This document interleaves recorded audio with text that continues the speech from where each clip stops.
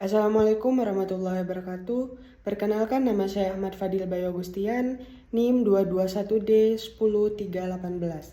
Saya dari Prodi Pendidikan Ekonomi semester 7. Oke teman-teman, untuk kali ini kita akan memahami tentang konsep dan investasi, serta fungsi, konsumsi, dan tabungan. Jadi untuk presentasi kali ini akan mengupas tuntas tentang pilar-pilar penting dalam ekonomi mikro dan makro yang membentuk kesejahteraan individu dan pertumbuhan negara. Kita akan menjelajahi konsep investasi, konsumsi, dan tabungan secara mendalam. Yang pertama, kita akan membahas tentang investasi. Apa sih investasi? Ada yang tahu nggak?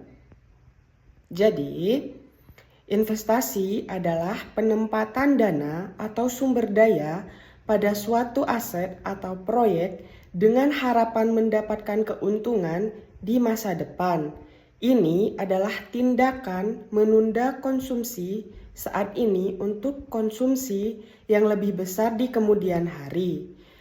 Ngomong-ngomong tentang investasi, di sini terbagi menjadi 4. Yang pertama, investasi langsung, yaitu pembelian aset fisik seperti properti atau emas.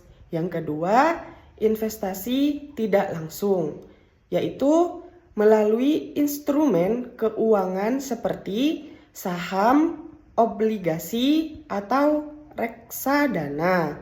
Yang ketiga, investasi real, penanaman modal pada bisnis atau produksi berupa barang atau jasa.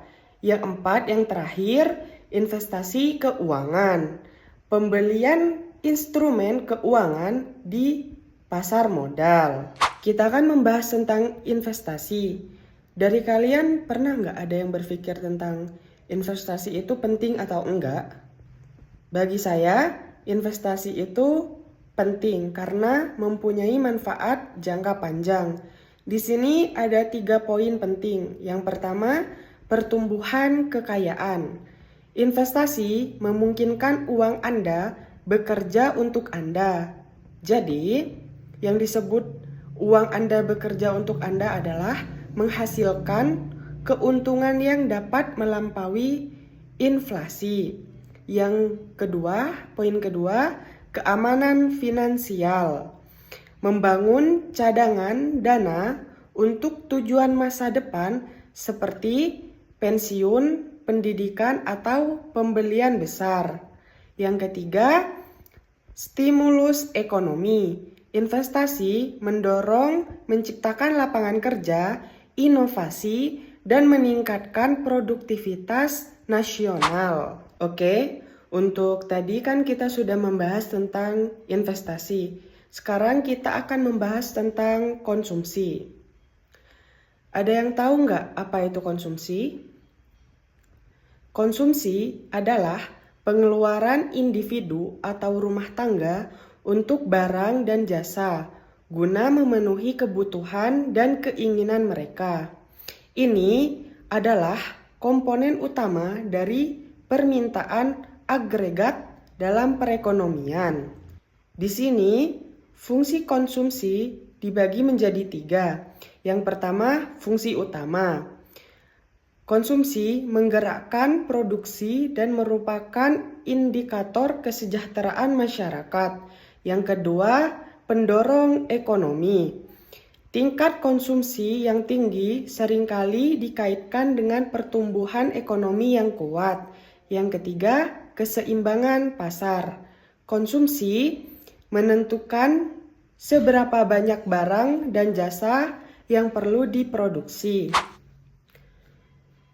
Faktor-faktor yang mempengaruhi tingkat konsumsi.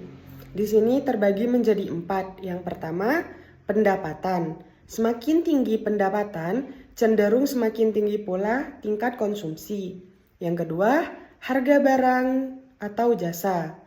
Kenaikan harga dapat mengurangi daya beli dan tingkat konsumsi. Yang ketiga, ekspektasi masa depan.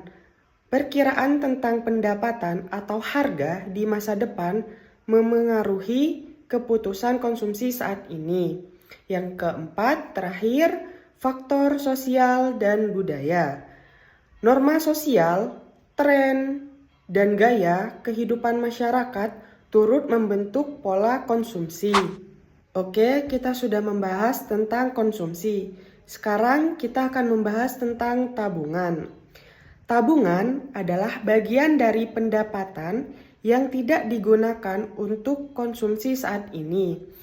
Ini adalah sumber daya penting bagi investasi dan merupakan tindakan kehati-hatian finansial. Di sini ada 3 poin penting tentang tabungan. Yang pertama, sumber investasi. Tabungan individu atau perusahaan menjadi modal yang dapat diinvestasikan kembali dalam perekonomian. Yang kedua, jaring pengaman. Tabungan memberikan keamanan finansial untuk menghadapi keadaan darurat atau tujuan jangka panjang. Yang terakhir, disiplin finansial.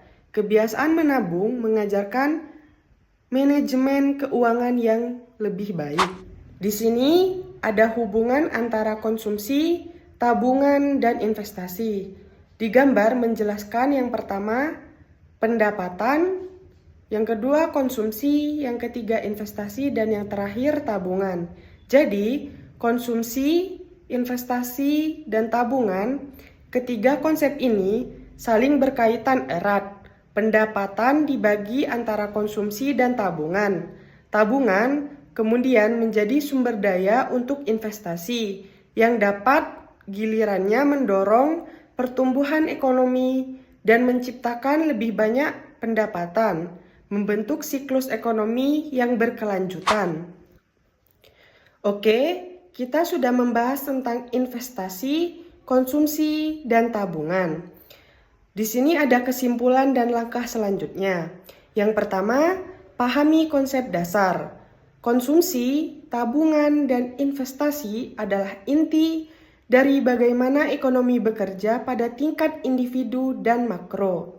Yang kedua, prioritaskan tabungan dan investasi untuk stabilitas finansial pribadi dan pertumbuhan ekonomi yang berkelanjutan. Menabung dan berinvestasi adalah kunci. Yang ketiga, yang terakhir, ambil tindakan nyata. Mulai perencanaan keuangan, identifikasi tujuan investasi, dan lakukan langkah-langkah konkret menuju masa depan dengan finansial yang lebih baik. Mungkin sekian tentang pembahasan kali ini. Jika ada kesalahan atau kekurangan dari penjelasan saya, mohon harap dimaklumi. Sekian dari saya. Wassalamualaikum warahmatullahi wabarakatuh.